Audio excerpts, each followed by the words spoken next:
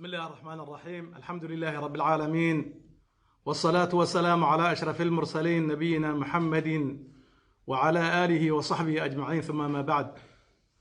walaalaha muslimiinta meel kasta ay naga eegayaan ama naga fiirsanayaan aad iyo aad baan idin salaanay.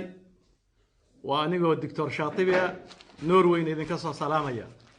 walaalayaal waxaan idin sheegayaa in berri Yurub iyo inta ku dhaweey wadamadaaba aynan ciid ahayn oo bishii Ramadaan maalinkii ugu dambeeyay oo 30 ay tahay, sidaana diin ahaantu ay ku tahay ayna in qusaynin dad kale ee culimada ah ee Kenya ka arkay iyo meelaha kale ee Soomaaliya laga arkay inayna in qusaynin arrinkaasi. waayo mataalicda iyo magharibta inta baa isku khilaafnaa. waxaana u daliil xadiidkii saxiixa ahaa oo أم الفضل وحاوي بنت الحارث وعبد الله بن عباس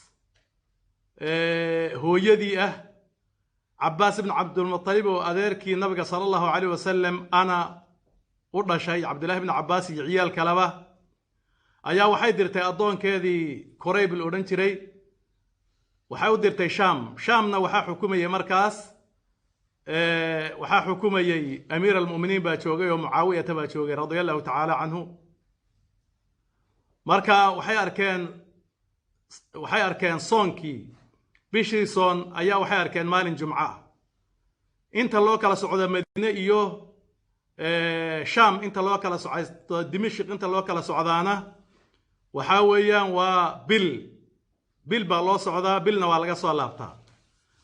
markii ay bishii xagga ka arkeen Yukrayb halkii intuu dantii u soo qabtay buu ka soo laabtay ilaa uu ka soo galay وكيمد مدينة.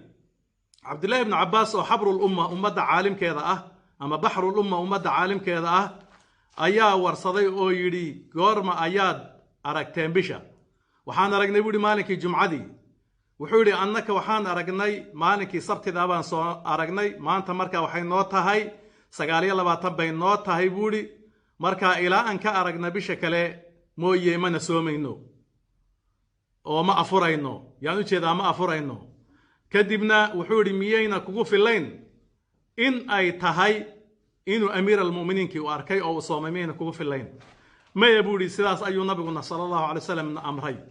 مسألة ذا سوحي تصينا يساوى مسألة اختلاف مطالع ذا اسخلاف كذا مركا وحوي وضمدوا هديك لفوقيهين أو أين اسكمر قرح يسوبحين اسكمرنا أين يسوبحين استواه اسكمذهين oo khutuuta martayna isku mid ahayn.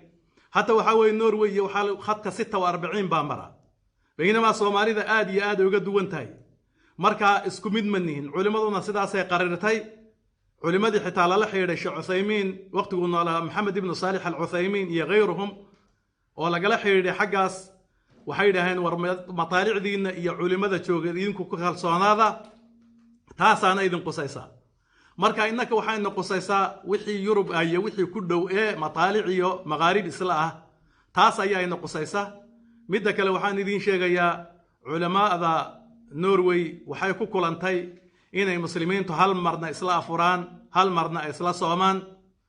sidaa darteed waxaa la ictimaaday in ay noqdaan hal mar in la iclaaniyo majlis al-iftaa al-Urabi, yani innaka hoos tagna majlis al-iftaa al-Urabi oo Brussels yahay بلجيمka uu yahay caasimadeeda maqarkeedu uu yahay qolyaha markastaba aan fatwada ka sugnay kamid tahay.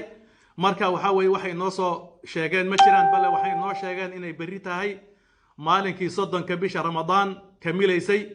muslimiinta adduunka meel la yaala meeshay joogaan xitaa kuwa inaga mataalic duwan oo dhan oo ama Sacuudigii iyo wadamada kalena waxay iclaaniyeen inay berri 30 bishii Ramadaan ay dhamaystirmayso oo maalinka axad ay ciida tahay. sidaa darteed muslimiinta waxaanu sheegaynaa Yurub ku nool in ay berri aynan ciid ahayn oo ciidu ay noqonayso maalinka axad ay noqonayso aynan in qusaynin wixii Soomaaliya laga arkay ama Kenya laga arkay ama Sharqa Afriqiya Ethiopia laga arkay. waayo isku mataalic manihin diintana sidaas qabta saa oo la socdo walaalayaal.